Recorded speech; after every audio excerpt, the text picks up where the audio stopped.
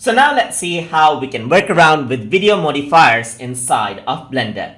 So in order to work around with video modifiers, I'm going to go around onto the left side, and here you can see that I got some video clips. So I'm just going to import that out right here on my timeline.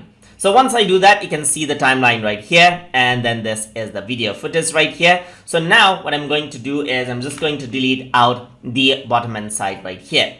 So now what I'm going to do is I'm going to go around and add in modifiers. So while the clip that I want to modify is selected, on the right hand side you can see modify tab is there. So modifiers tab is there. Simply click on it, and what you can do is you can add in modifiers. So you can go around over here, click on modifier right here. You can go around into color balance just like this, and then you can see that I can work around with color balance. So I can change around the brightness right here, change around the color tone right here according to how you like it.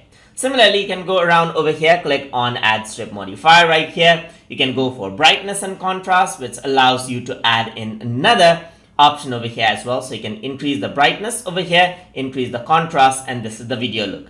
You can even go around and then mute out the contrast right here, or enable it out. Mute out that is, just hide out the color balance and enable it out so that you can see the before and after over there as well.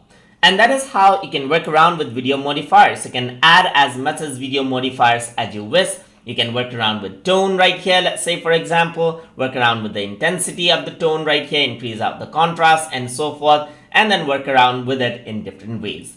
So hope you guys learned something as always. And as always, please like, comment, share, and subscribe.